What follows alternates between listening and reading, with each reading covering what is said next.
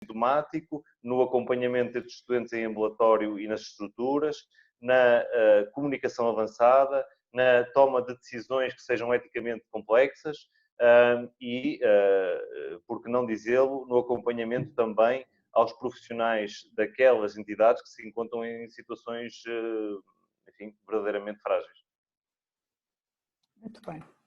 Então, sendo assim, eu passava a palavra à doutora Edna Gonçalves e perguntava-lhe que, face a esta fragilidade destas pessoas que residem nos lares e que condicionam também muito a sua sobrevivência já pelas doenças que têm, eu sei que a Comissão Nacional de Cuidados Paliativos emanou um documento a propor que os lares elaborassem planos avançados de cuidados e que solicitassem o apoio das equipas comunitárias de cuidados paliativos para esse trabalho.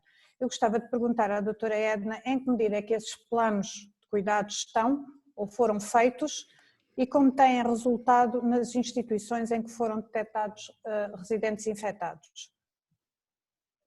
Boa noite a todos, agradeço também o convite para estar neste fórum e cumprimento os colegas que também estão presentes. Sim, logo no início desta pandemia, a Comissão Nacional emitiu 2 documentos, um para as equipas intra-hospitalares e outro para as equipas comunitárias de suporte em cuidados paliativos, porque nos pareceu que as equipas de cuidados paliativos podiam ter aqui nesta pandemia um papel importante, na medida em que a infecção atinge todas as idades, obviamente, mas está mais que demonstrado que o maior risco de morte está nas pessoas mais idosas. E também nas pessoas com comorbidades, que são tipicamente os doentes seguidos em cuidados paliativos.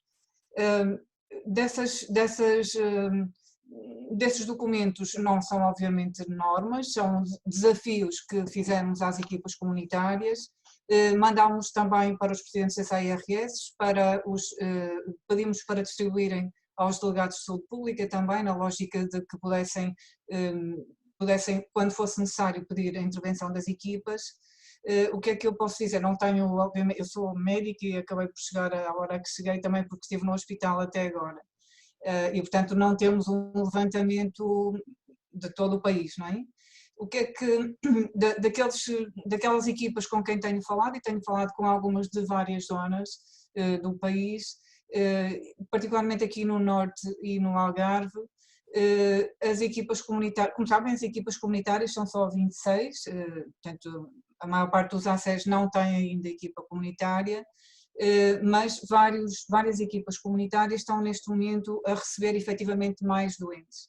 Não doentes Covid positivos, tanto quanto vou sabendo das equipas com quem temos falado, mas pessoas que não sendo Covid positivo, já tinham antes critérios para ser seguidos por estas equipas, mas que agora, ou porque os doentes têm medo de ir aos hospitais, ou porque os hospitais estão a fazer muito mais teleconsulta e, portanto, apercebem-se de que os doentes, e eu falo por mim, a minha consulta faço várias vezes por dia teleconsulta, e quando telefono aos doentes eles agradecem não vir ao hospital e se nós pudermos ir lá à casa agradecem duplamente.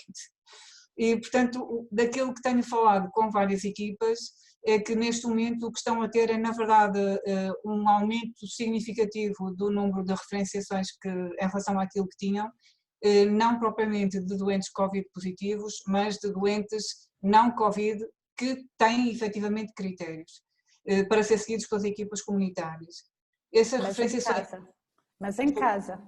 Dos em casa, doentes em casa. Doentes em casa, sim. Portanto, referenciações para as equipas comunitárias. Essas referenciações vêm dos hospitais, mas curiosamente para mim, muito dos médicos de família. Ou seja, apesar das equipas já existirem nos ACES, os médicos de família estão a referenciar mais para essas equipas que são dos ACES, ou pelo menos para algumas delas, que são, não falei com todas, como disse, mas estão a referenciar mais, também provavelmente porque os doentes estão a recorrer mais ao médico de família e, portanto, eles percebendo que têm ali ao lado uma equipa que pode fazer as duas coisas, que é atender o doente bem e no seu domicílio, sem correr o risco de ir ao hospital, essa é seguramente uma das razões para serem pedidas, mais consultas.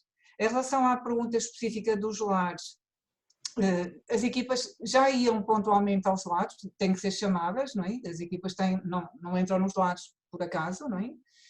Penso que maioritariamente as equipas já iam aos lares, mesmo antes desta pandemia, quando são chamadas, as equipas vão aos lares.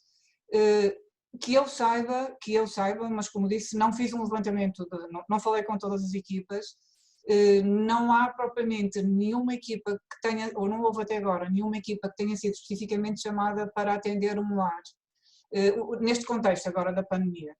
Sei que há uma equipa, nomeadamente a equipa aqui do ACES Maia Valongo, que está a colaborar no âmbito do ACES, porque as equipas são do ACES.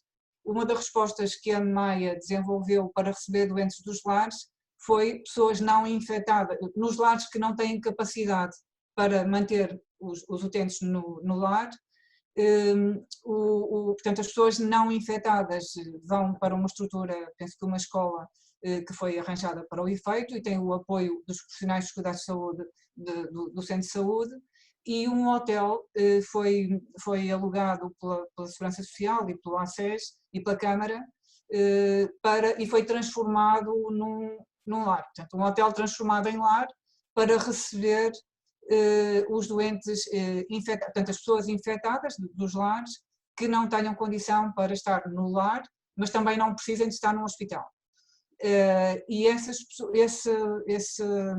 hotel, neste momento, a direção clínica desse hotel está a ser feita pelo médico e enfermeiro coordenador da equipa do ACES Maia Valongo. Portanto, numa completa parceria do ACES, e a equipa faz parte do ACES, com todo o município da Maia. Sim, penso que eu respondi à pergunta. Sim, sem dúvida. Isso é sobretudo da região norte, embora seja uma visão mais ou menos global do país, mas com algumas especificidades da região norte, que é natural que seja a que conhece melhor. Dr. Luís Pisco, o que é que está em Lisboa, quais são as grandes preocupações que se levantam face a estes doentes, que respostas tem a ARS encontrado? E ainda gostava que me dissesse outra coisa. Tanto quanto eu sei, os lares têm apoio de médicos que são preferencialmente ou em grande parte médicos de família, são especialistas de medicina geral e familiar. Quando não têm o apoio desses médicos contratados, as pessoas estão inscritas no seu médico de família. Face às circunstâncias atuais, que resposta têm as equipas de cuidados de saúde primários, médicos e enfermeiros, na comunidade, que capacidade têm de dar resposta às necessidades de lares em que vão aparecendo doentes, residentes infectados com Covid? Bom, muito boa noite a todos, muito obrigado à Cristina pelo convite. Dizer que, de facto, na região de Lisboa existe uma quantidade muito grande de lares. Por exemplo, na margem sul existem quantidades assinaláveis, muitos deles ilegais, portanto não são lares legais, às vezes é difícil até saber que existem e que estão a trabalhar como lares. Também, por exemplo, na zona de Mafra existe uma grande quantidade de lares e alguns de dimensões muito assinaláveis. Nós temos algum conhecimento porque quando é a situação da gripe, por exemplo, são os ACES que fazem a vacinação a esses lares e, portanto, temos uma lista bastante completa, quer dos legais, quer dos ilegais, até porque para nós não há lares ilegais e temos pessoas que precisam de cuidados e, portanto, não estamos muito preocupados, obviamente, com essa questão. A situação ideal, os lares já não têm médicos há muito tempo, não é? Portanto, a generalidade, há uns anos atrás era necessário fazer parte, enfim, da legislação, lares de determinadas dimensões terem um médico alocado a esse lar, isso agora não acontece, aliás a Segurança Social penso que foi a primeira e alguns dos grandes lares a dizer que os doentes que estão no lar são beneficiários do Serviço Nacional de Saúde e como tal têm direito como qualquer outro. O problema é que muitos dos utentes que estão em lares na região de Lisboa, e isso acontecerá seguramente noutros locais, são pessoas que vêm deslocadas de outros locais e de vez em quando de bastante longe para aquelas zonas e portanto continuam muitas vezes com o seu médico de família a centenas de quilómetros de distância e com dificuldade, até porque na margem sul de Lisboa Como sabem, nós ainda temos essa situação lamentável de ter, enfim, já não chega bem a 500 mil de pessoas sem médico de família, e embora o não ter médico de família não quer dizer que não tenham cuidados de saúde, mas não é a mesma coisa. Portanto, o ideal seria que a pessoa que está no lar estivesse inscrito num médico de família e, portanto, o lar era como se fosse a sua residência e teria direito, obviamente, aos seus domicílios. Isso muitas vezes não acontece e eu penso que uma maneira de mitigar esse problema poderia ser as nossas UCCs, penso que ainda não estão suficientemente aproveitadas no sentido porque têm áreas territoriais pelas quais são responsáveis e poderiam muitas vezes dar apoio a esses lares.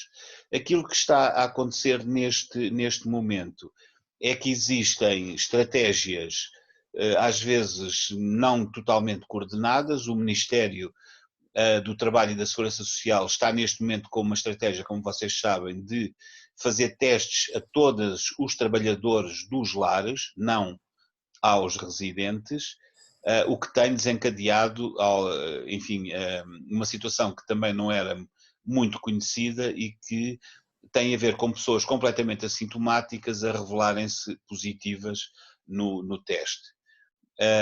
Entretanto, a política, porque não temos testes para fazer a todas as pessoas que estão nos lares, porque é um número bastante apreciável, aquilo que acontece é, ao primeiro caso, que haja sintomas ou que alguém teste positivo, então são testadas todas as pessoas nesse lar, seja os profissionais, seja os utentes.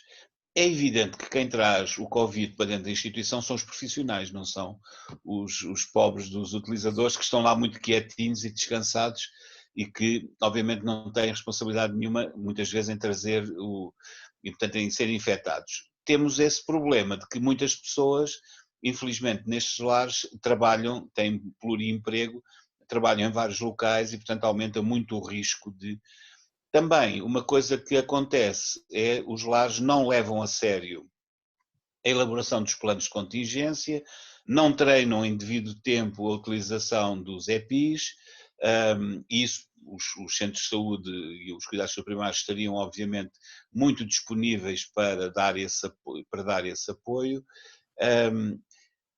E aquilo que acontece algumas vezes e de uma forma chocante é quando aparece pessoas com Covid positivo num lar, enfim, já vi isso na televisão, não é?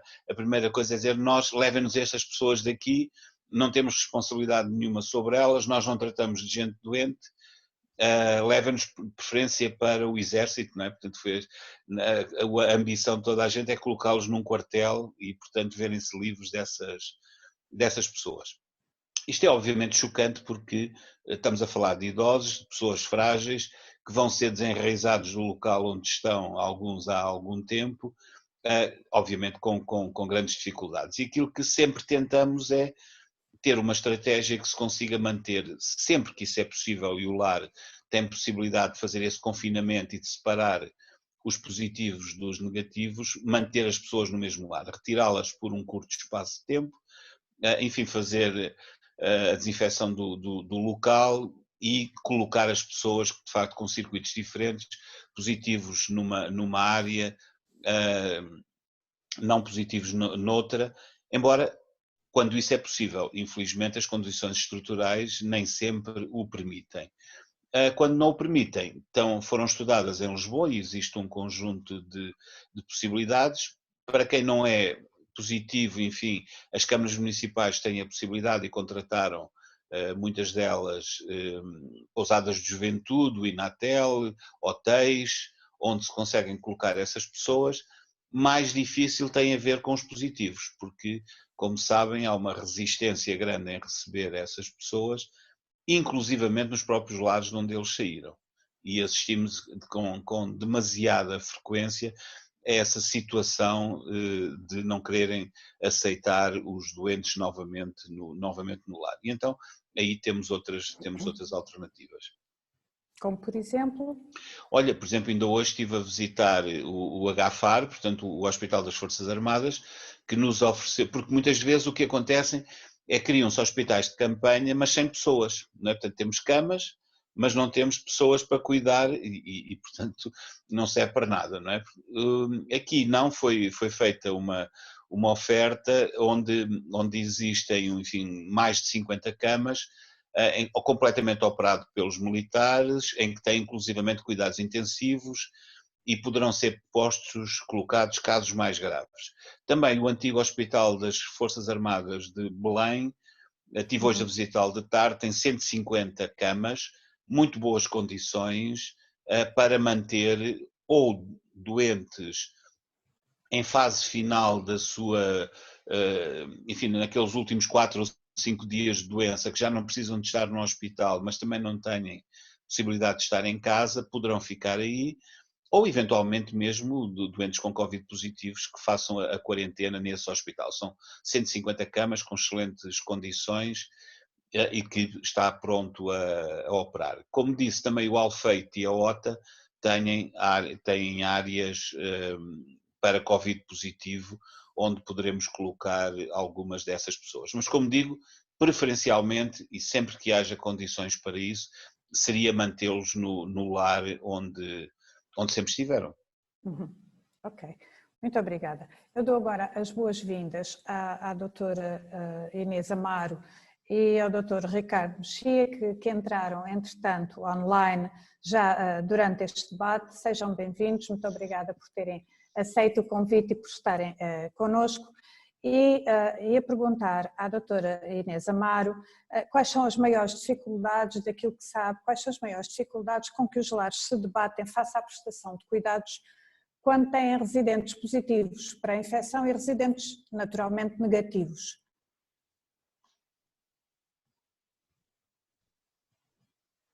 Estamos sem som, não consigo. Ok. Penso que já liguei. Bom, estava aqui com um problema de cursor no computador. Bem, muito boa noite a todas e a todos, muito obrigada pelo convite. Deixem-me fazer talvez 3 notas prévias muito rápidas.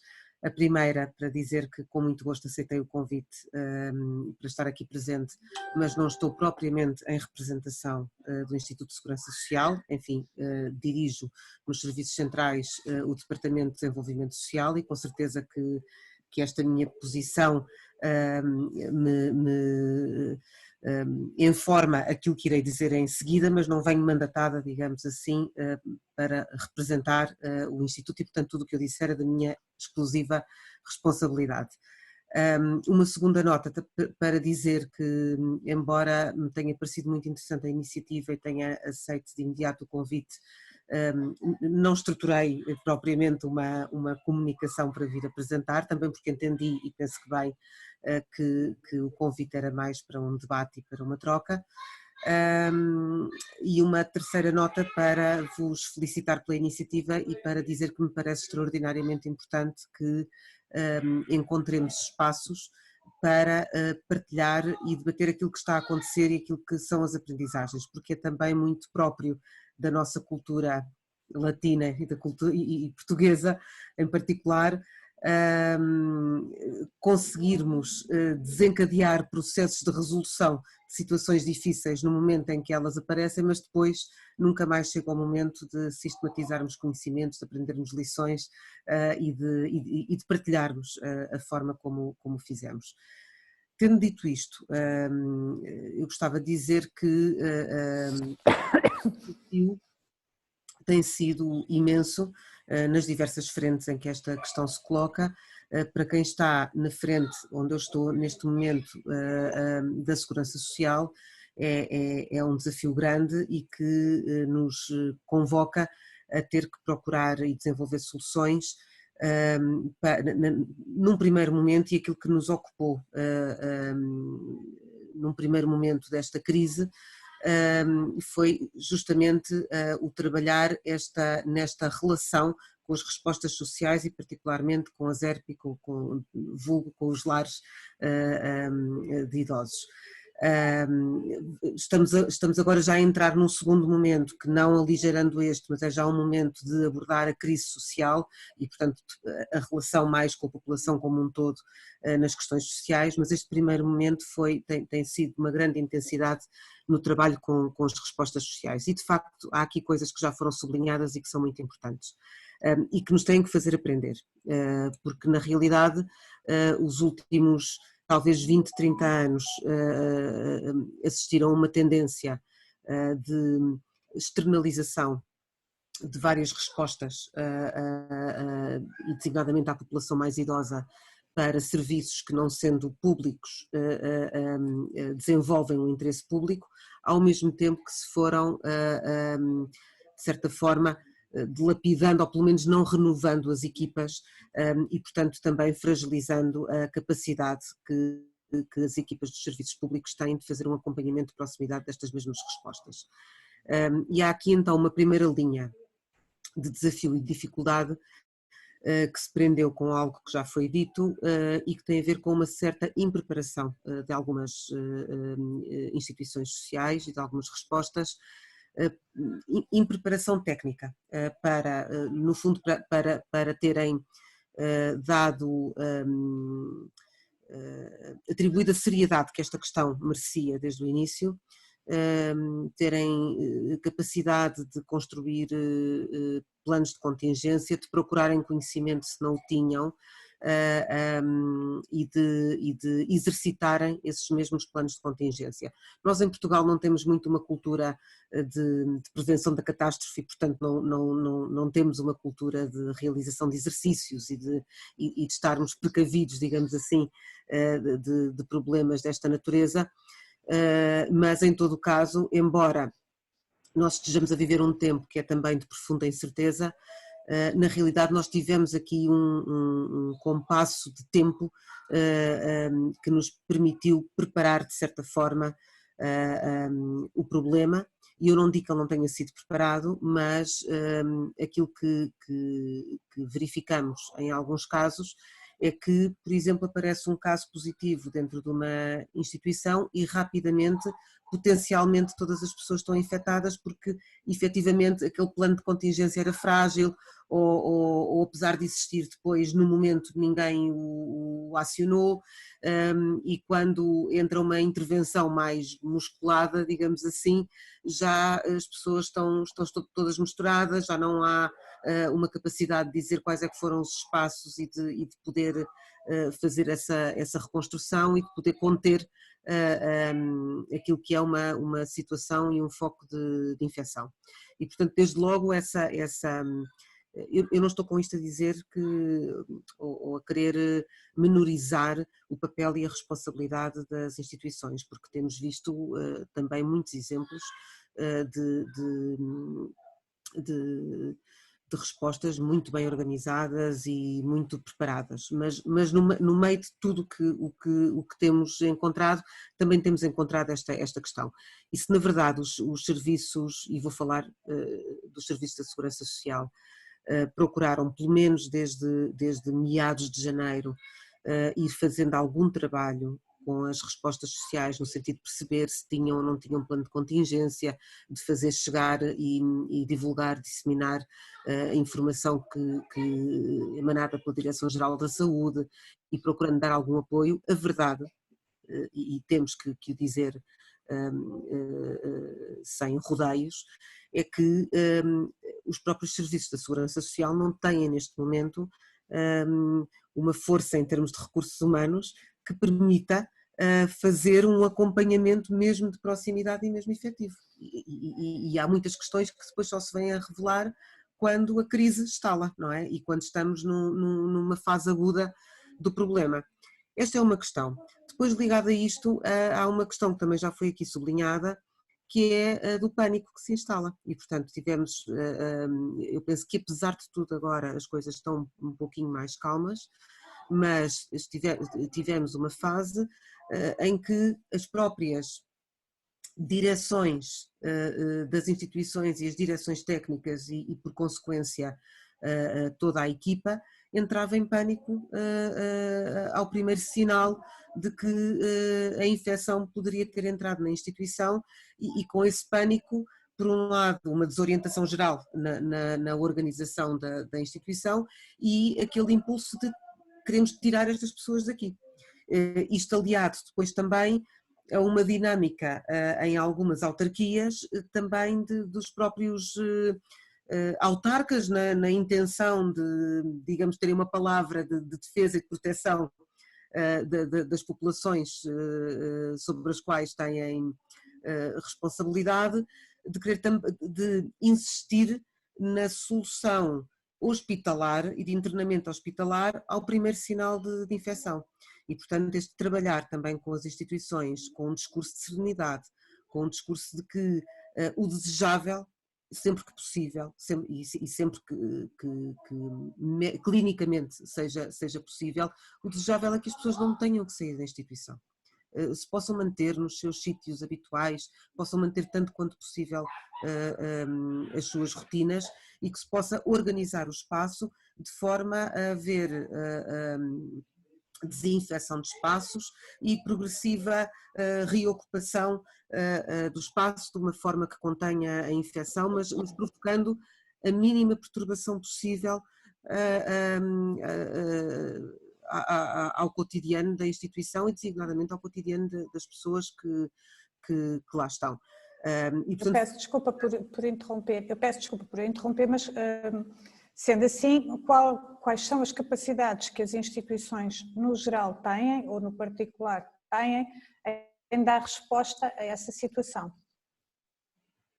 Todos os lares têm capacidade para o fazer? Quando não têm, quem é que lhes dá esse apoio?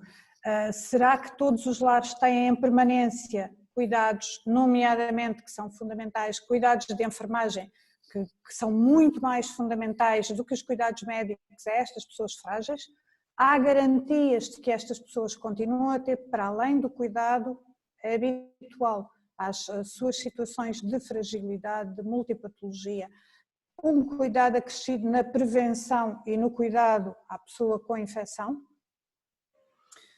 Eu penso que nós temos, dentro do universo das estruturas residenciais para pessoas idosas, temos situações muito diferenciadas.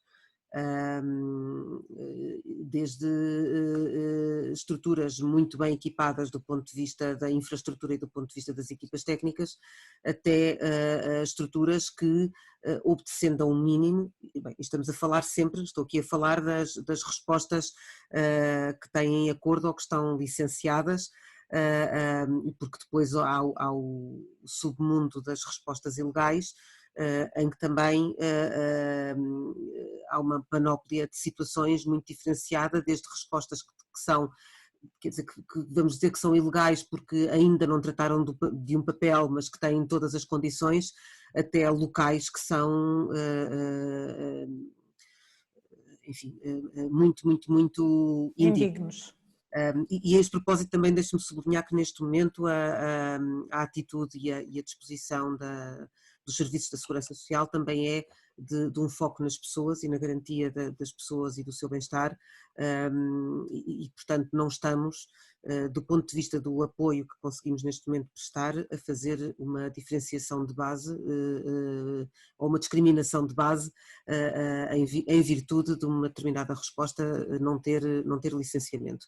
Mas todas as respostas têm pelo menos algum apoio ao nível da enfermagem. O que neste contexto, como também já foi aqui referido, não deixou de se constituir num risco, porque nós termos enfermeiros que fazem serviço no hospital e que depois ainda percorrem 2 ou 3 estruturas residenciais para pessoas idosas, são também potenciais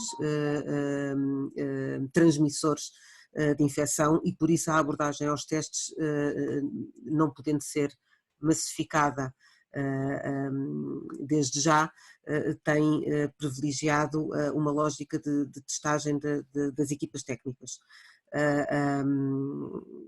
Mas, portanto, a capacidade de resposta, para ir direto ao que me perguntou, das estruturas residenciais é muito diferenciada de acordo também com a robustez e com a dimensão dessas mesmas estruturas. Algumas têm alguma dificuldade. Deixe-me só, e antes eu sei que já vou longa, mas eu queria só deixar aqui uma nota, porque cada caso é um caso e cada caso tem uma proporção gigantesca que nós gostaríamos que não acontecesse. E muitas vezes a forma como é evidente que nós temos às vezes, e aconteceu 2 ou 3 instituições que estão afetadas, mas que no todo isto significa 100, 200 ou 300 pessoas que estão a lidar com a situação. Isto assume uma proporção grande, uma proporção que é ainda multiplicada pela visibilidade que os média lhe dão, mas eu gostava de dizer que, de acordo com uma monitorização não oficial do ponto de vista clínico, mas que vamos fazendo àquilo que são as respostas com as quais trabalhamos, a população idosa afetada pelo Covid, dentre a população idosa que está institucionalizada, é de cerca de 1,5%. E, portanto, isto significa que, apesar de tudo, apesar das dificuldades, temos conseguido organizar uma resposta que tem permitido proteger estes nossos concidadãos. E eu penso que esta resposta tem sido organizada fruto de um esforço imenso, que não é um esforço isolado de nenhum setor nem de nenhum profissional, mas da articulação feliz que temos conseguido fazer entre os serviços de saúde e designadamente da saúde pública, os serviços, os poderes locais, das autarquias locais e designadamente da Proteção Civil a um nível distrital, mas também das comissões municipais da Proteção Civil e da Segurança Social, que têm conseguido articular para ativar as tais redes de recuo que permitem ter uma rede de camas Covid e não Covid que possa acolher pessoas, que permitem ativar recursos humanos para colocar quando os recursos humanos falham, que têm permitido uma certa distribuição de EPIs e o desencadear de soluções quando às vezes à partida parece muito difícil que uma solução se possa encontrar. Muito bem, muito obrigada. Falou aí do apoio da saúde pública e eu ia pedir ao Dr. Ricardo Mexia, a quem agradeço a participação, que nos dissesse um bocadinho de quais são as diretivas que têm sido dadas aos lares quando se detecta um caso positivo num lar. Como intervém a saúde pública e quais são os passos a seguir?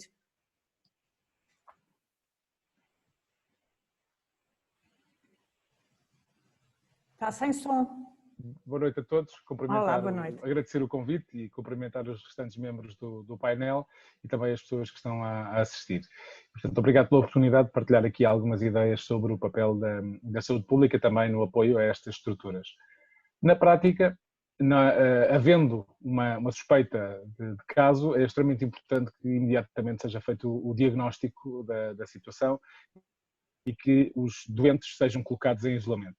E é evidente que, no contexto concreto das estruturas residenciais de pessoas idosas, temos uma população de risco e com um risco muito exacerbado e que quer desenvolver a doença, quer do ponto de vista da severidade dos casos que vão surgir.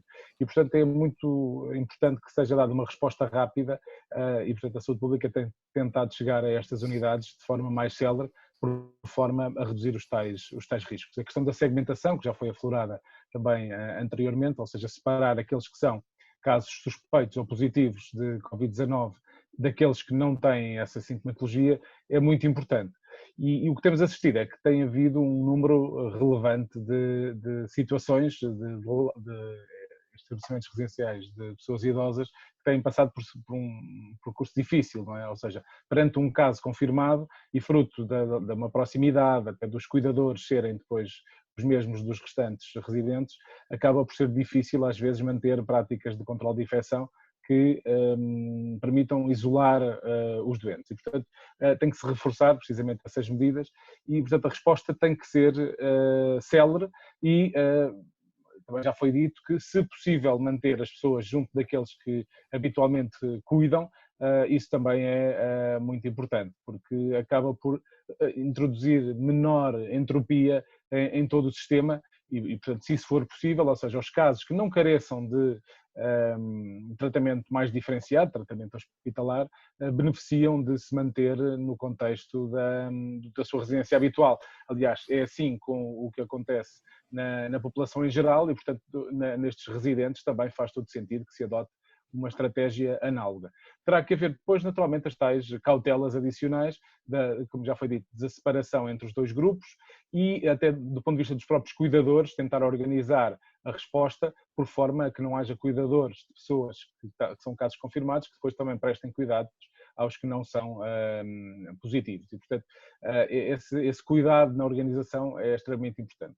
No caso concreto da saúde pública, voltando então à resposta concreta que me pediu, é muito importante a tal identificação dos casos para os colocar em isolamento e depois os seus contactos próximos também em quarentena, por forma a que haja uma vigilância mais apertada do eventual desenvolvimento de sintomas e que implicaria depois também, por sua vez, que estes passassem a estar em isolamento. E, portanto, há aqui uma articulação, que também já foi aqui referida, que é extremamente importante. As unidades de saúde pública não é de agora que colaboram com estes estabelecimentos e, portanto, já existe, em muitos casos, uma relação que já é bastante alargada e, portanto, as pessoas conhecem-se, sabem como é que todos os estabelecimentos funcionam e, portanto, é relativamente ágil fazer esta articulação. E, portanto, o que é que eu diria em relação a esta matéria? Temos que ter capacidade de resposta para acorrer a estas unidades de forma célere. Eventualmente, se esta situação se prolongar no tempo e a perspectiva de que isso possa acontecer, podemos ter que criar aqui alguns mecanismos por forma a que essa resposta possa ser feita ou por equipas rápidas que se deslocam ao terreno ou então arranjarmos maneira de libertarmos os próprios profissionais da saúde pública de outras tarefas, por forma que perante uma solicitação deste género possam efetivamente ir até ao terreno e resolver a situação de forma ágil, mas teremos seguramente que montar aqui uma resposta para o médio e longo prazo. Ou seja, não é expectável que a situação se resolva com o fim do estado de emergência.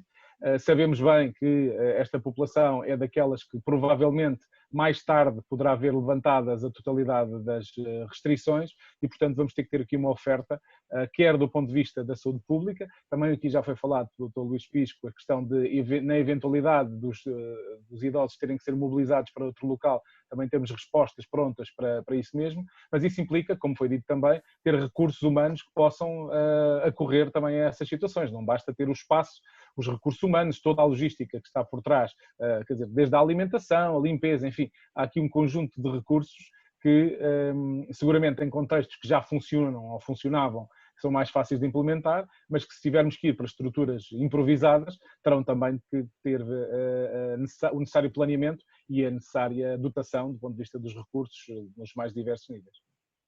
Okay, muito obrigada. E então agora passando à situação do doente que vai parar ao hospital.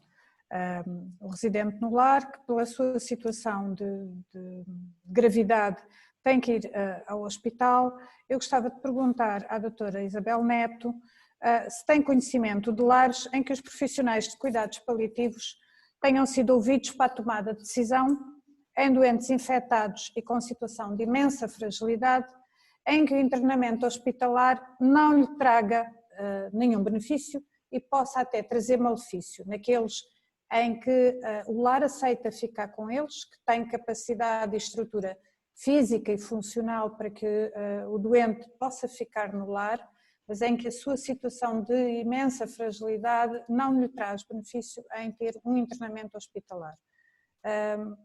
Têm sido chamados profissionais de cuidados paliativos a ajudar a tomar decisões nestes casos?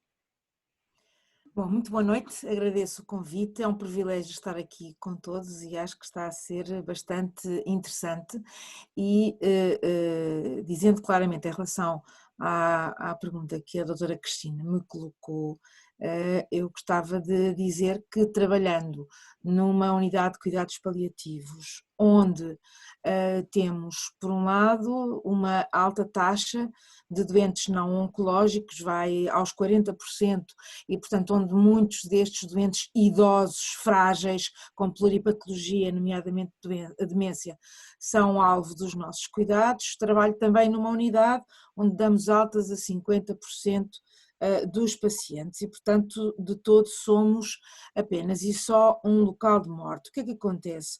Com alguma frequência, e já desenvolverei isto que quero dizer, com alguma frequência nós recebemos pessoas frágeis e idosas, e não estou a falar, repito, estritamente da situação de Covid-19, recebemos pessoas em situação de fragilidade com situações clínicas que o lar refere não ter condições para resolver. E, portanto, na zona, pelo menos, que nós abrangemos e conhecendo respostas aqui na Zona Sul, com aquilo que eu diria que é uma resposta que não satisfaz as necessidades das pessoas frágeis, no sentido de permitir que, com o apoio das estruturas comunitárias, essas pessoas se mantenham em lar. E, portanto, já voltarei a esta questão da ausência de capacidade, possibilidade, o que queiram chamar, destes doentes poderem ser mantidos em lar. E depois, no final daquilo que gostaria de dizer, e se calhar com o privilégio de poder falar em último, porque já ouvi coisas tão interessantes, queria... Ainda falta a enfermeira Catarina Pazes. Mas de alguma forma a maioria já falou e dizendo coisas que são extraordinariamente interessantes e que eu gostaria de, por um lado, subscrever e, por outro lado, aprofundar, porque acho que, de facto, se alguma coisa houve de positivo, e seguramente que houve nesta pandemia, foi acordar um país, umas vezes mais à força do que outras, para a realidade de um grupo tão vasto e a quem todos devemos tanto, que são as pessoas idosas. E, portanto, e dizer-lhes que estas pessoas existem num número elevado e revelando muitas vezes as condições em que elas vivem. E acho fundamental que todos nós possamos falar dessa realidade, não numa perspectiva de apontar o dedo, numa perspectiva de melhorar, mas lá está. Se nós não falarmos com clareza, dificilmente iremos ao fundo das questões para encontrar as melhores soluções e congratulo-me que de uma forma ou de outra todos tenhamos falado disso. E a propósito desta questão do ser necessário falar para melhorar e para mudar determinadas coisas, sendo, como muito foi dito pela doutora Inês, muito bem foi dito, um país que não gosta de mudar muito ou tem dificuldade em mudar, eu gostava de dizer que entendo que há nesta situação de pandemia e nas pessoas idosas, na realidade das pessoas idosas a residir em ERPIs, duas dimensões do problema. Uma delas já existia, claramente. Uma delas já existia e era conhecida, se calhar muito menos falada, que é estas pessoas de fragilidade, e eu relembro que a fragilidade só por si é um critério em muitas situações para receber cuidados paliativos.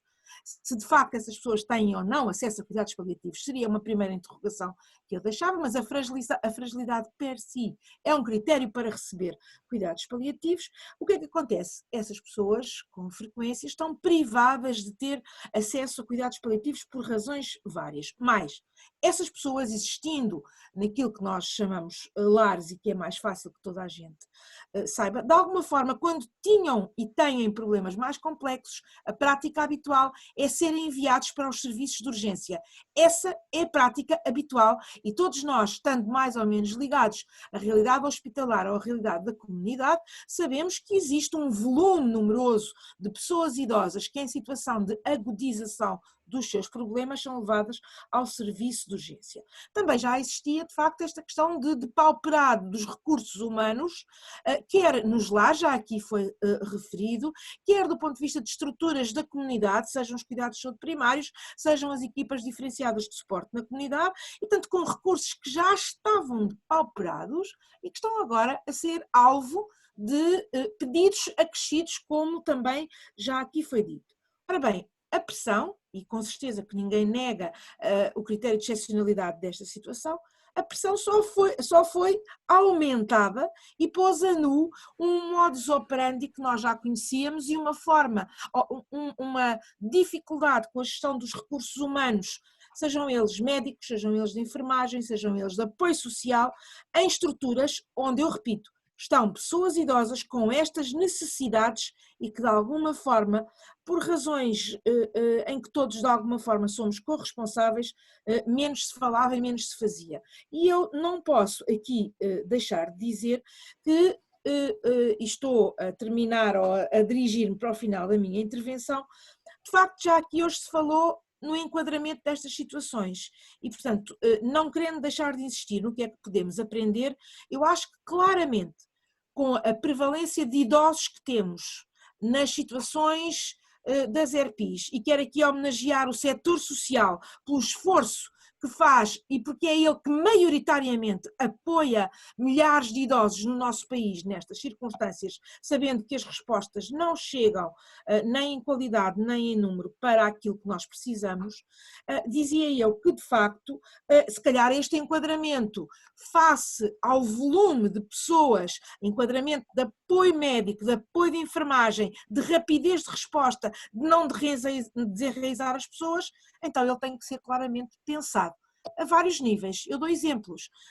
ao nível de apoios do ponto de vista de fármacos que são necessários para resolver problemas sintomáticos, simples, ao nível de resposta rápida para não enviar determinado tipo de doentes ao serviço de urgência. Portanto, o enquadramento, provavelmente, eu não tenho as respostas fechadas, este enquadramento face a esta situação e ao que já sabíamos que existia, poderá ter que ser enquadrado. Depois convém dizer, até porque de facto o setor social, com assimetrias, com desigualdades que aqui já foram referenciadas, faz um enorme esforço quando o financiamento é aquele que existe, as dívidas são as que existem e do ponto de vista da alocação de recursos humanos nós não podemos, digamos, desligar uma coisa da outra.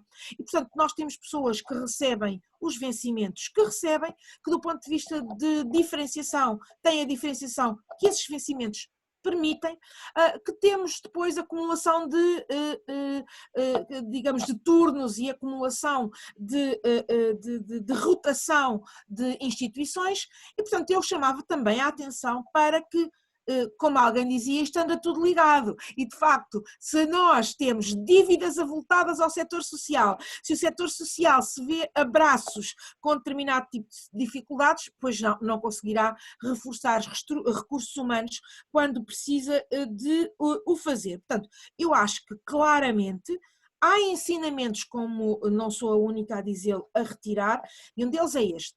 No setor social, nos lares, estão cada vez mais pessoas idosas com fragilidade que ultrapassam muitas necessidades sociais e, portanto, do ponto de vista daquilo que é a articulação desejável entre o setor social e a saúde, este é um setor onde isso tem que ser majorado. Claramente, como foi muito bem dito, não se trata apenas de camas, nós nunca vimos, há muitos anos que o dizemos, as camas não tratam sozinhas os pacientes. Também aqui, no setor social, as camas não tratam sozinhas pessoas que têm elevados índices de dependência, elevados índices de comorbilidades e de pluripatologia e, portanto, haverá que repensar, porque obviamente, como também foi dito e com isto quero terminar, estas pessoas são frágeis e vulneráveis, precisam de ser olhadas com aquilo que é intrínseco à sua condição de seres humanos, que é a sua dignidade, que não é menor pelo facto de estarem fragilizadas, e precisam de ser olhadas na condição de cada vez mais o setor social em que elas estão precisar de reforços de intervenções dos serviços de saúde a vários níveis.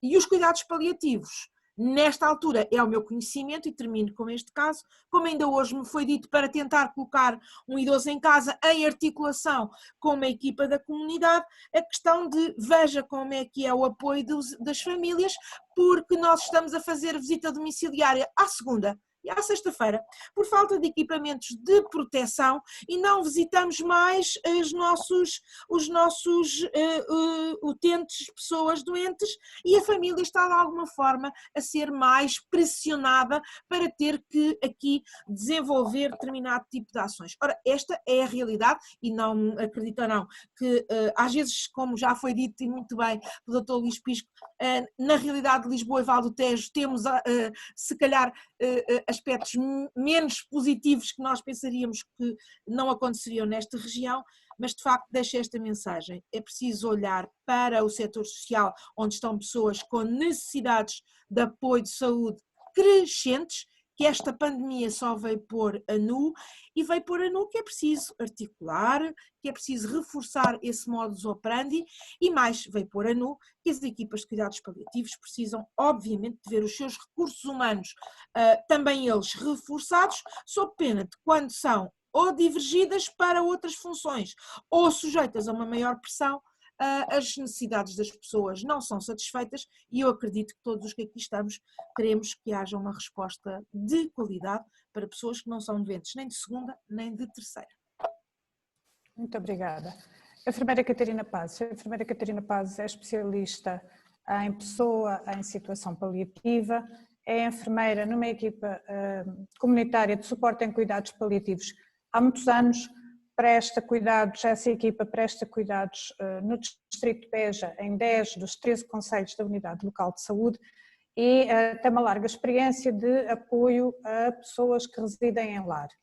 Eu gostava que nos dissesse, partilhasse um bocadinho connosco qual tem sido a experiência de cuidar de pessoas em lar nesta fase, e nomeadamente face ao documento emanado pela Comissão Nacional de Cuidados Paliativos, como tem sido a articulação quer com a saúde pública, quer com os lares, e quais são os desafios que se põem a uma equipa comunitária face a esta situação. Olá, boa noite.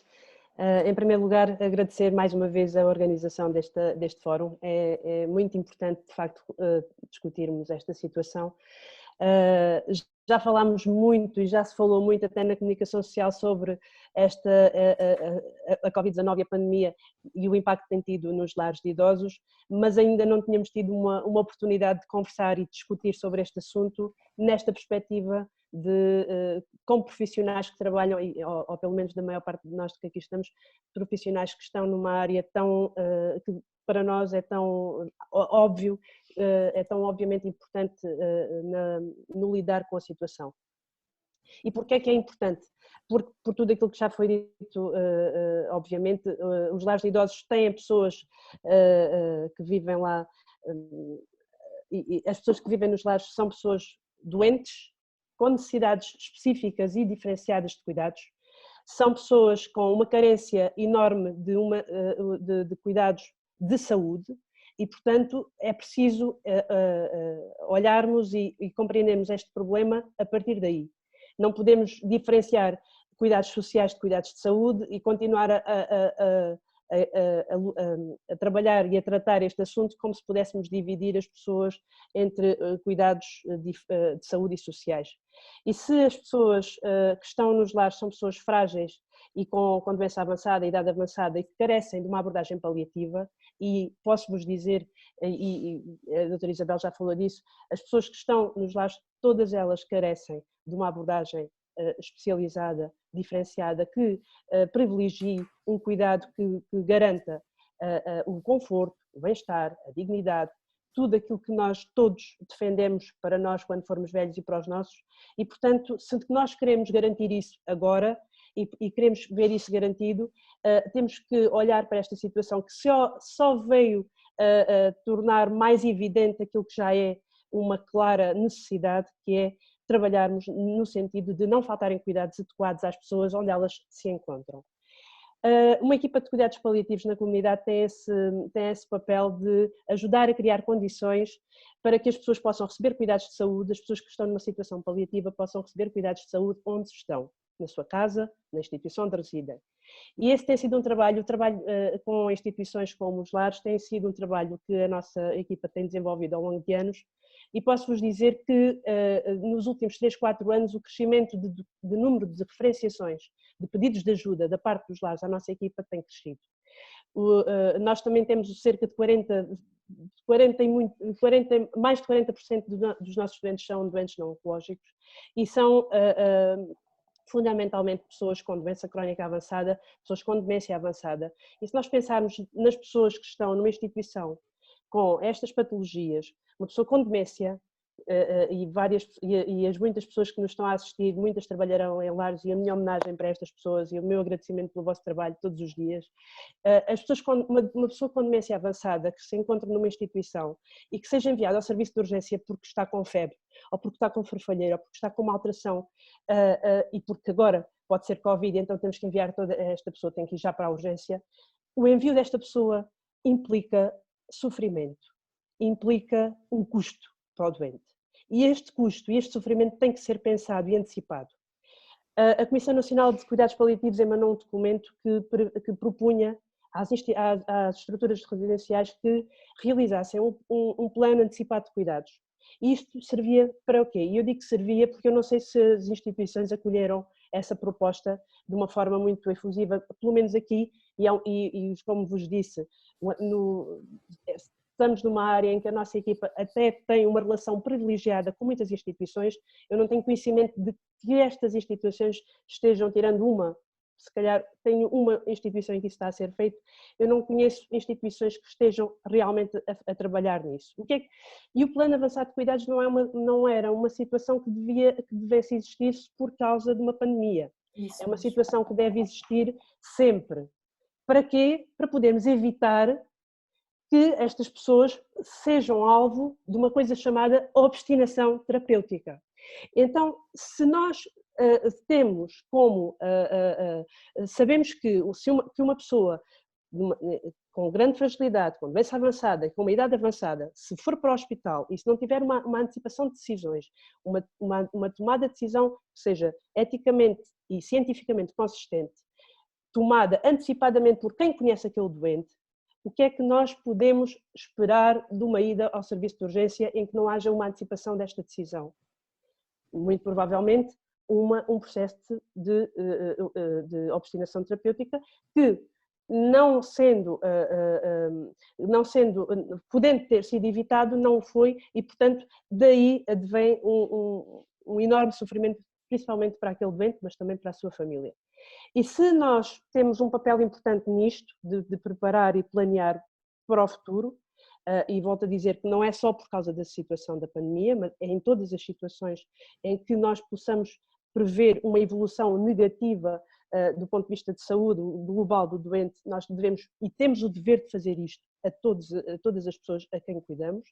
E, portanto, se nós temos ao nosso dispor, e eu sei que não temos no país todo esta possibilidade, mas temos, e se existem ao nosso dispor, uma equipa de cuidados paliativos a quem podemos pedir ajuda para fazer isto, para planear, então eu não vejo porquê disto não estar a acontecer. Também temos ouvido na comunicação social também eu penso que a insistência da separação de cuidados de saúde de cuidados sociais, a insistência nesta questão de que as pessoas doentes não podem ficar nos lares, o Dr. Luís Fisco também falou há bocadinho, essa insistência nessa ideia tem levado a que haja, e é perigosíssima, porque pode haver em vez de evoluirmos e de aproveitarmos esta oportunidade para percebermos aquilo que falta fazer e nos centrarmos naquilo que realmente é importante, para que não falte aquilo que precisa, não falte aquilo que as pessoas precisam, principalmente quando são tão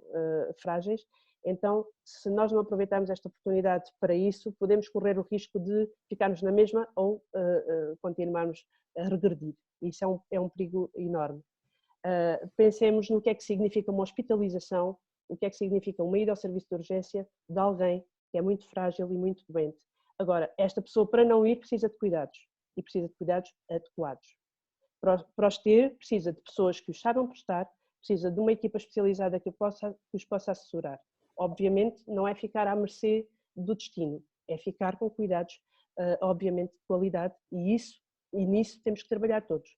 Temos que trabalhar com os cuidados de saúde primários, temos que trabalhar com as instituições e temos que trabalhar com a saúde pública, entre todos, para que possam chegar os cuidados que as pessoas precisam. Muito bem, muito obrigada. Eu queria passar a perguntar aos vários intervenientes se há alguém que queira comentar alguma das intervenções, muito brevemente, porque temos algumas questões do público que está a ver este fórum. Então eu vou pedir à doutora Elsa Montenegro que nos apresente algumas das questões que foram levantadas pelos nossos intervenientes em casa. Muito boa noite. Bem, a maioria dos comentários prende-se com a falta de recursos nos lares, a falta de enquadramentos, de equipamentos, de profissionais. outros com a rentabilização e a capacidade de oferta dos serviços de apoio ao domicílio e que respostas e como organizá-los. E as questões específicas que neste momento temos são essencialmente 3, e eu vou retomá-las. A primeira, de alguém que gostaria de compreender quais são as sugestões, as soluções para cumprir num plano de contingência no lar, quando esta não possui condições estruturais, por exemplo, espaços para que se cumpra o distanciamento social e profissionais para que se cumpra também, como por exemplo, equipas a trabalhar em espelho. Esta é uma pergunta específica, não sei se alguém quer tocar nela. Inês? Pus logo o dedo no ar porque, bom, vamos lá ver, nós sabemos que não vivemos num mundo ideal, que a situação que estamos a atravessar é longe de ser a ideal e, portanto, aquilo que são as soluções ou aquilo que são as recomendações pensadas num cenário ótimo, muitas vezes esbarram com as dificuldades e os bloqueios da realidade e, portanto, não é importante também passar esta mensagem de que não estamos aqui a falar numa estratosfera completamente desligada daquilo que são as dificuldades específicas do terreno. E, portanto, as dificuldades de procurar perceber como é que se pode desenvolver soluções. Por um lado, e vou falar daquilo em que tenho estado mais envolvida, procurou desenvolver-se aqui um programa de apoio e de suporte ao reforço das equipas de recursos humanos destas entidades e designadamente no sentido de as poder apoiar a introduzirem a lógica de funcionamento em espelho. Ou em casulo, fazendo portanto, a mesma equipa estando 14 dias em fins os quais troca por uma nova equipa. E foi nesse sentido que, por um lado, foi criado o programa do IFP que apoia a contratação, digamos assim, e que apresenta um conjunto de apoios às IPSS para irem fazer esse recrutamento. E por outro lado temos também o apoio de equipas que a Cruz Vermelha Portuguesa consegue recrutar.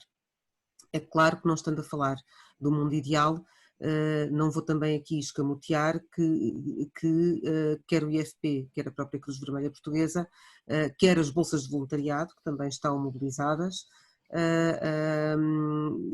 encontram dificuldades e que também temos tido o reporte que o próprio IFP, nas pessoas que vai conseguindo colocar, há uma parte destas pessoas que não resulta, porque ao chegarem ao local não percebem que não querem estar ali, que não querem desempenhar essas tarefas, ou não percebendo isso são pessoas que não têm uma experiência anterior e portanto neste momento nós não estamos com capacidade de fazer uma seleção de recursos humanos que nos permita ter apenas pessoas que tenham formação específica ou que tenham experiência no cuidado às pessoas. Procuramos, só que também é verdade que a realidade é dinâmica, é acelerada e portanto estamos a lidar com situações que todos os dias mudam e todos os dias nos apresentam novos desafios, porque houve aqui um momento em que tentámos trabalhar no sentido de introduzir uma lógica de fazer um trabalho com entidades, e isto não está abandonado, digamos assim, mas fazer um trabalho com respostas sociais, onde ainda não existem problemas do ponto de vista da infecção, mas que têm estas dificuldades que estão aqui reportadas. Não temos espaços suficientes, sobretudo não temos equipa suficiente para poder introduzir estas medidas protetivas. E de abordar estas entidades no sentido de conseguir trabalhar com elas e de reforçar estes recursos humanos para que elas conseguissem fazer esse desdobramento e ao mesmo tempo conseguíssemos inserir recursos humanos que fossem aprendendo com quem já lá está, sem estarmos ainda numa situação de crise. Procurou desenvolver-se esta linha de ação. Também não vou negar que esta linha de ação tem sido atropelada pelas crises agudas às quais é preciso responder. E se de repente é preciso mobilizar recursos humanos para aquela entidade que já está com foco de infecção e em que vai ser preciso fazer uma evacuação e em que até há um espaço mas que não há equipa, etc. Isto acaba por ser priorizado em detrimento de uma situação onde a crise ainda não está em fase aguda. Agora, é possível ir procurar este tipo de apoios. Só um exemplo com o qual ainda hoje tive contacto, de uma entidade que, não tendo capacidade no seu edificado de ter estas zonas de cumprir distanciamento social, foi procurar, em articulação com a rede local e com o município, um outro espaço que pudesse ativar para dividir o seu grupo de utentes, o seu grupo de utilizadores. É claro que depois há aqui uma série de questões que são mais ou menos burocráticas. Tem um lado burocrático, mas tem outro lado, porque é verdade que nós à partida pensamos, bem, vamos viabilizar isto, faz todo o sentido, mas depois é preciso pensar, bem, é preciso garantir que este segundo espaço tem o mínimo de condições, é preciso garantir que o seguro daquelas pessoas é extensível àquele espaço, e portanto há estes detalhes que é preciso garantir, mas são soluções que podem ser procuradas. São fáceis, não são? São evidentes, muitas vezes também não são, mas podem tentar procurar-se e desenvolver-se. Obrigada, Inês. Penso que a doutora Edna já respondeu a esta questão, mas há várias pessoas que perguntam onde é que poderão consultar o documento da Comissão Nacional de Cuidados Paliativos sobre as recomendações para as ERPs. Sim. Obrigada pela pergunta. Sim, o documento está com uma lista das equipas de cuidados paliativos, todas elas, não só das comunitárias, mas também das intra-hospitalares, das unidades de internamento e de algumas equipas pediátricas. Está no portal do SNS. Se no Google ou noutro motor de busca colocarem paliativos SNS, vai à página e aí depois tem uma série de documentos, nomeadamente estes dois documentos de que falámos agora, quer para as equipas intra-hospitalares, quer para as comunitárias, está nas recomendações ou documentos de suporte. Dentro dessa tem vários separadores, nessa parte do portal do SNS, uma é das equipas e a outra é dos documentos de suporte e documentos regulamentares. Portanto, esse documento está aí, sim. Há pouco falava-se na questão dos lados não terem pedido, o documento foi feito para as equipas de cuidados paliativos, ou seja, foi no fundo pedir às equipas que se disponibilizassem, que estivessem à frente, que chegassem à frente para isto. Não que as equipas não trabalhem muito, porque as equipas trabalham muito e infelizmente estão subdimensionadas, como sabemos todos, mas no fundo foi também alertar para aquilo que a Catarina Patos também falava, que é a necessidade que já devia vir de trás, e eu penso que uma das coisas que podemos aprender nesta pandemia é, na verdade, a necessidade de termos os tais planos avançados de cuidados, independentemente da pandemia.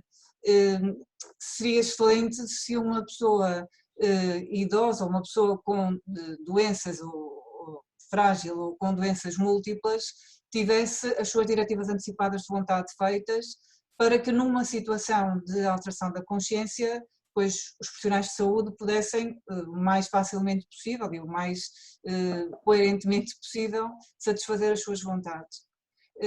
Penso que aqui também há uma questão, eu há pouco ia pedir alguma intervenção, mas que também é importante fazer, penso que a Catarina aflorou também isso um bocadinho, que é às vezes a questão de algumas ERPs terem dificuldade, e falo da nossa experiência até antes desta pandemia, de ter o seu utente a morrer no lar, na instituição. E se a pessoa está em fim de vida, portanto numa vida que foi e que está a ser cumprida, na minha opinião, pois se é a casa da pessoa e se nós dizemos que as pessoas querem preferencialmente morrer em casa, pois a ERP é a casa daquela pessoa. E, portanto, nós temos que encontrar aqui, seria muito bom que nós, deste contexto, conseguíssemos partir para a situação de, na verdade, as direções técnicas das ERPs não terem medo destas situações, ou seja, ninguém deseja que uma pessoa idosa, que uma pessoa frágil num lar tenha uma infecção Covid-19, obviamente que ninguém deseja isto. Mas se acontecer, e quem fala do Covid-19 fala do AVC, fala do cancro, fala da demência que vai avançando. E, portanto, se nós com isto ganharmos esta experiência, eu penso que podemos tirar alguma coisa boa desta crise em que estamos. Aliás, eu penso que podemos tirar muitas coisas boas desta crise em que estamos. Que será também a questão, na verdade, nas ERPs, as ERPs não se sentirem mal. Às vezes ouvimos dizer na televisão agora, mais um utente de um lar que morreu. Eu pergunto se isso foi bem ou não. Se a pessoa estava numa situação de imensa fragilidade, se a pessoa estava bem atendida do ponto de vista de cuidados de saúde e sociais, porque quando falo de sociais, de carinho e de atendimento de higiene e de alimentação e tudo isto, pois sim, se a pessoa morreu onde vive, se calhar é aquilo que a maior parte das pessoas querem para si. E, portanto, acho que se conseguirmos também mudar um bocadinho esta mentalidade com esta pandemia, acho que ganhamos todos. Ou seja, aquilo que está a dizer é que essa pessoa viria mesmo a falecer, mesmo que não fosse por infecção Covid-19. E, portanto, por que não que ela venha, como qualquer outra pessoa que está em casa e quer permanecer na sua casa, venha a falecer no seu local de residência com os cuidados e a dignidade que merece, porque não tem benefício na ida para o hospital. Exatamente, exatamente. E esse é um dos grandes papéis das equipas de cuidados paliativos, não sendo as únicas equipas a fazer isto, e de todo não são.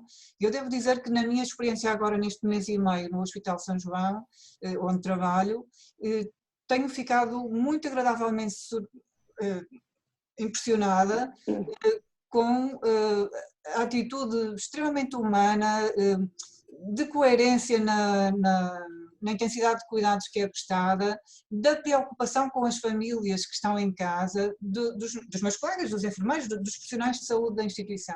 E, portanto, sendo eu paliativista intensa, acho que daqui também tiramos esta conclusão, ou seja, os profissionais, perante uma crise, Portugal é compassivo, sim, Portugal é compassivo. E eu neste momento, eu que há 2 meses atrás ou 3 meses atrás contribuí para iniciar um projeto do Porto Cidade Compassiva, neste momento a impressão que tenho do Porto é que o Porto é uma cidade compassiva, como provavelmente a maior parte do país. Perante uma crise, na verdade, nós unimos-nos e nós lidamos com as coisas com humanidade. E isso acho que nesse aspecto tenho muito orgulho de ser portuguesa neste momento. Acho que estamos a trabalhar bem e acho que estamos a trabalhar bem com todas as fragilidades, obviamente, com todas as dificuldades que esta crise impõe, mas sinto que os profissionais de saúde, aqueles pelo menos com quem tenho lidado mais, estão realmente atentos à questão da humanização. E isso para mim é muitíssimo importante, a preocupação de que um doente Covid, eu tenho visto doentes Covid praticamente todos os dias, que se está em fim de vida, que são esses que vemos, às vezes vemos o doente uma vez só e no dia seguinte o doente já morreu. A preocupação que os colegas têm, os médicos e os enfermeiros, de que a família esteja informada, de facilitar a entrada da família para ver o doente mesmo em isolamento Covid, para mim tem sido realmente muito, muito bom, muito bom. No meio desta crise tem sido muito bom. Muito obrigada, doutora Edna. Se as instituições também não ficassem mal, nem se sentissem mal, isso não há mal nenhum em que uma pessoa que sempre vive, ou que nos últimos anos vive numa ERP, venha a falecer na ERP, desde que obviamente seja bem atendida, claro que sim. Muito obrigada, doutora Edna. Temos o doutor Duarte Soares e a doutora Isabel que querem intervir. Doutor Duarte? Eu também. E Catarina? Bom, muito obrigado pelos 2 minutos que vou utilizar. Eu queria dar uma breve nota dizendo que isto também é uma experiência nova para a Associação Portuguesa de Cuidados Paliativos, fazer estes webinars que só acontecem graças aqui ao empenho da Elsa Montenegro e que, portanto, também a Associação terá que se adaptar a esta nova realidade, congratulando, estendendo esse apreço aos mais de 200 participantes que estão a enviar comentários a cada instante. eu retirava 4 pontos fundamentais desta nossa conversa e de forma muito breve. O primeiro tem a ver se calhar, com a forma como começamos esta discussão, que é tão importante ter uma resposta imediata para aquilo que está a acontecer, mas é igualmente importante refletirmos no futuro. E se esta pandemia traz ensinamentos, e a doutora Inês falava nos momentos de aprendizagem, então temos que repensar o que é que queremos da nossa sociedade, o que é que queremos sobretudo do setor social e o que é que queremos destas estruturas residenciais. Não colocando, e eu não posso fazer parte desse movimento, a responsabilidade e o ónus em cima dos diretores técnicos, dos profissionais, dos responsáveis daquelas instituições que muitas vezes reagem com o que podem reagir e são provavelmente o elo mais fraco de toda esta equação. Portanto, preciso ter muito cuidado e muita sensibilidade na forma como abordamos estas questões e como pensamos ou repensamos a forma de financiamento, de formação, de capacitação para o futuro, e apelo à responsabilidade de todos nesse aspecto. Outro ponto que eu queria deixar bastante claro é o papel da saúde pública em tudo isto.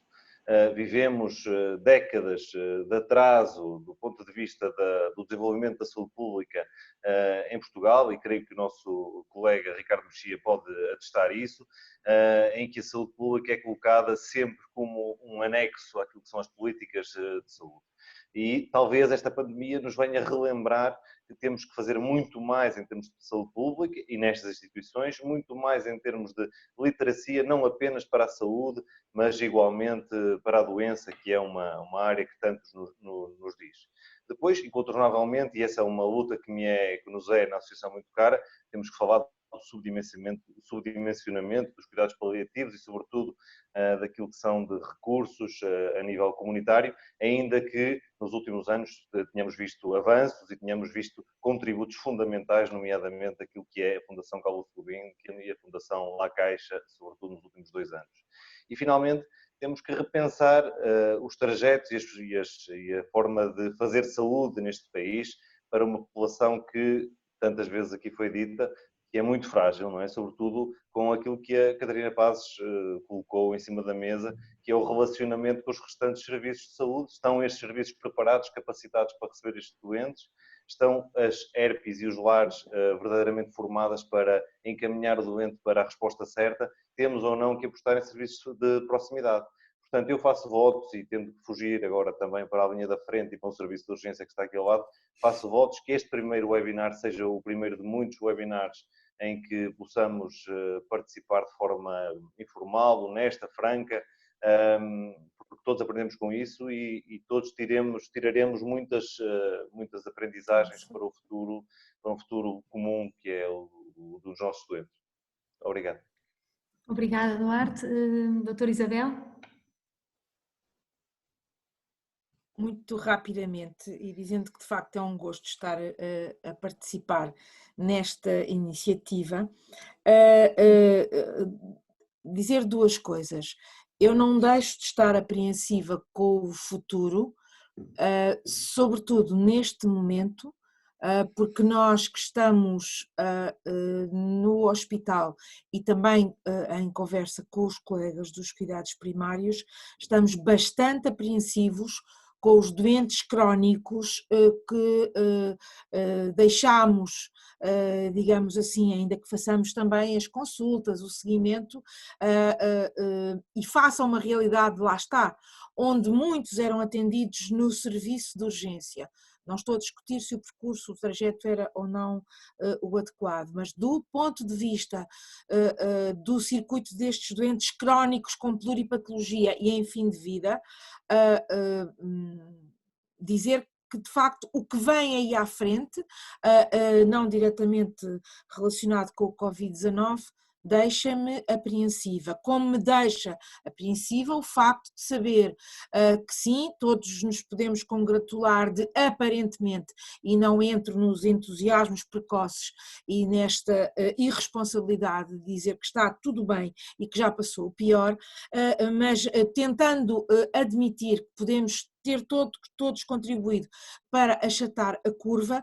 O lado B, o reverso da medalha de achatar a curva, chama-se ter profissionais de saúde mais tempo a serem sujeitos a stress e a pressão que todos nós sabemos como tem sido vivida nestes tempos. Profissionais de saúde que não abundam e, portanto, que, não sendo no número que nós desejávamos e que necessitávamos, é bom reconhecê-lo, estarão seguramente mais desgastados, e isso preocupa-me sim. Preocupa-me, e reconhecendo o esforço que o Ministério da Saúde, outras instituições, falo na minha, o Hospital da Luz tem um programa que tivemos que interromper agora nesta altura, de formação intensa, mas reconhecendo desde logo aquilo que tem sido feito, quer pela Comissão Nacional, quer por várias instituições, a nível da formação dos recursos humanos, dizer que é preciso fazer mais formação, se quisermos efetivamente que a realidade, ou melhor, que as práticas que nós queremos ver alteradas sejam refletidas no dia-a-dia, até de pessoas que vão às formações e depois não alteram as suas práticas. Mas precisamos de reforçar esse modelo e a supervisão das práticas depois de quem foi fazer formações. E por último, não posso deixar de corroborar o que a doutora Edna disse, porque é verdade. Às vezes, feliz ou infelizmente, são nas crises que se revela o melhor e o pior da humanidade. E na nossa sociedade, eu não tenho dúvida que esta atitude compassiva é aquela que é escolhida, a de cuidar do outro, a de cuidar da vida. É engraçado até, responsáveis políticos agora vêm dizer que a vida é mesmo para ser cuidada e preservada. Oxalá mantenham estas posições quando não estivermos numa forma tão apertada e não estejam a ser testadas as nossas lideranças. De qualquer forma, o que eu quero aqui deixar é a mensagem que é preciso ir para além da atitude compassiva. Ou seja, estas pessoas, enquanto pessoas frágeis e doentes, e não me posso esquecer de quem é o alvo, que hoje aqui estamos a falar de pessoas idosas, frágeis e muitas vezes com pluripatologia, precisam não só da atitude compassiva. Elas precisam dos meios técnicos, portanto elas precisam do humanismo e precisam da ciência e de ser devidamente tratadas com os cuidados a que têm direito. E efetivamente era isso que eu queria aqui reforçar. Sim, ainda bem que Portugal se revela e oxalá esta atitude se mantenha e esteja muito presente como cuidador dos que sofrem e com isso transformar a sua realidade, porque obviamente as pessoas em sofrimento não é a opção que qualquer um de nós prefere, de todo, e é preciso de facto então que a ciência dos cuidados paliativos possa chegar aonde é necessária para pessoas que estamos a falar da ordem dos milhares. E, portanto, estas pessoas têm rosto. Parece que a pandemia as pôs mais diariamente na nossa casa, mas estas pessoas existem e precisam, obviamente, ser devidamente atendidas. Obrigada, doutora Isabel. Catarina? Eu só gostaria de acrescentar, por causa ainda do documento da Comissão Nacional, doutora Edna, e esclarecer que, de facto, o documento vem no sentido das equipas comunitárias assumirem uma posição de disponibilidade para chegarem às ERPIs. E o que o documento realmente nos propõe é que nós, enquanto equipas, devemos contactar as unidades de saúde públicas das unidades locais de saúde para que, através deste contacto, cheguemos às várias estruturas. De facto, posso-vos dizer que a nossa equipa, desde o início, que tudo isto começou, que uma das enormes preocupações foi precisamente as pessoas que estavam em lares, até porque, como já vos disse, são uma parte dos nossos doentes muito considerável o ano passado tivemos cerca de 150 doentes em lares, em acompanhamento. Posso-vos dizer, e aproveitando, obviamente que o nosso trabalho não é só com doentes que estão a morrer, é muito importante que isto fique claro, mas também é importante dizer que dos cerca de 250 doentes que faleceram sendo acompanhados por nós, 115 doentes faleceram em lar de idosos e com o nosso acompanhamento. Portanto, morrer no lar começa a ser mais normalizado, pelo menos para as estruturas residenciais onde nós temos trabalhado, até porque uma parte do nosso trabalho com estas equipas tem sido a formação a formação mais ou menos formal que nós temos dado aos vários profissionais e a disponibilidade que temos sempre demonstrado para que essa formação aconteça. O contacto com a Unidade de Saúde Pública ficou por aí, porque a Unidade de Saúde Pública não tem, pelo que nos informaram, não tem um papel de dizer como é que se vão prestar cuidados. Pelo menos foi isso que me explicaram e já agora, aproveitando de ter aqui o Dr. Ricardo, gostaria que nos esclarecesse a todos, porque se calhar aquilo que optámos por fazer, que foi contactar de facto a Unidade de Saúde Pública em primeiro lugar, que é aquilo que o documento nos diz, a Unidade de Saúde Pública disse-nos que não fazia parte do trabalho, não era da responsabilidade ou não era esse o circuito mais adequado e seria pela parte da saúde que esse circuito não devia ser por eles o chegar aos lares este documento e a criação da necessidade de fazer o plano avançado de cuidados. E, portanto, ficámos um bocadinho sem saber como é que havíamos de fazer sem ser por esta via que nos foi sugerida.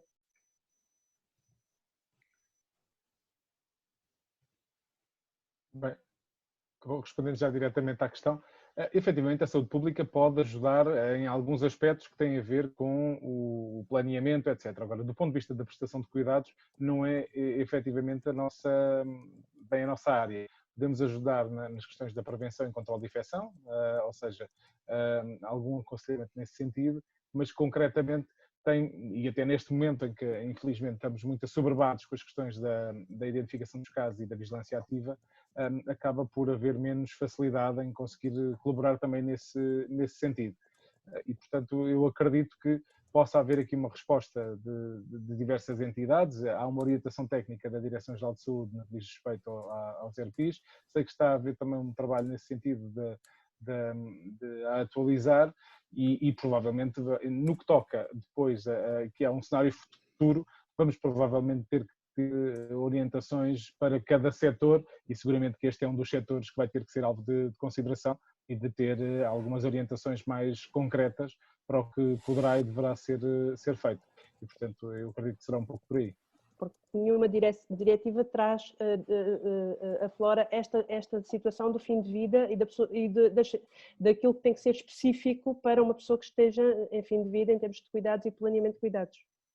Posso só dizer qual é a intenção da Comissão quando indica a saúde pública? Tem duas grandes intenções, a indicação das equipas se dirigirem aos delegados de saúde pública do seu acesso, da sua região.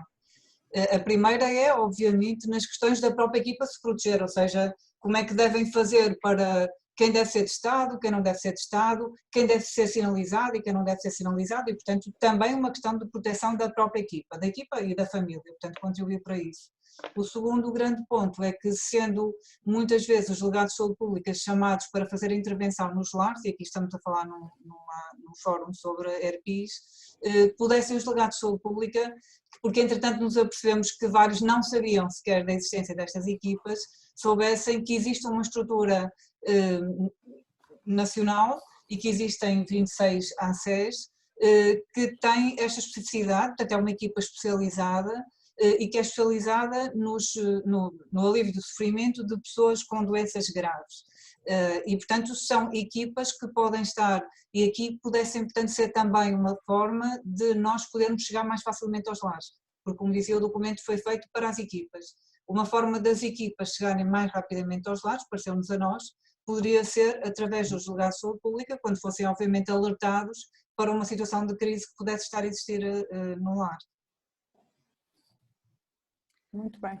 Doutora Elsa, estamos em cima da hora, já ultrapassámos até um pouco, ainda temos mais uma pergunta, não é? Temos mais uma pergunta, não sei se enquadra muito, talvez a doutora Inês, se sabe responder qual foi o papel da Confederação Nacional das IPSS e da União das Misericórdias, se as Misericórdias ofereceram a sua capacidade hospitalar para receber os idosos ou se, pelo contrário, ficaram à espera da solicitação do próprio Estado para o fazer. Bom, aquilo que posso dizer sobre essa questão é que as estruturas representativas dos parceiros do setor social têm estado em permanente articulação com a tutela e têm estado diariamente sentados à mesa do gabinete de crise para, em conjunto, gizar soluções. E, ao mesmo tempo, também identificar aquilo que são as necessidades sentidas pelas instituições e a pensar em conjunto formas de responder a essas necessidades, e foi nesse sentido que alguns enquadramentos legais, entretanto, já foram editados para poder responder. Posso acrescentar também que têm disponibilizado a sua capacidade de mobilização e a sua rede de infraestruturas, embora aquilo também que a certa altura sentimos e que ficou claro e que aliás saiu como posição pública, foi muito uma posição de no fundo sublinhar o caráter não clínico da rede de instituições, portanto resistindo à ideia de que nelas pudessem permanecer pessoas doentes e pessoas atacadas pela infecção, mas têm sido parceiros presentes diariamente. Muito bem. Muito obrigada. Eu, doutora Cristina, antes de encerrar, queria apenas agradecer em nome do grupo que eu represento. O Duarte referiu-me a mim como a responsável, mas não, por este grupo. É um grupo constituído por várias pessoas e é o grupo de comunicação e mídia dos cuidados paliativos, e em nome de todo o grupo agradeço imenso a todos os que nos ouviram e a vocês que estiveram aqui, que dispensaram um pouco do vosso tempo, que é tão exigente para nos presentear com estes contributos e com estas reflexões. Muito obrigada. Muitos parabéns, muitos parabéns. Obrigada. Obrigado pela Muito obrigada a todos. Obrigado. Muito obrigada a todos pela vossa presença. Muito obrigada a quem esteve do outro lado a assistir. Quero agradecer a todos e a cada um em particular por terem estado aqui nesta noite. Quero desejar que tenha sido útil e desejo-vos votos de que continuem com saúde e em segurança. Até outro dia. Muito obrigada. Boa noite. Obrigado. Obrigada. Obrigada. Obrigada.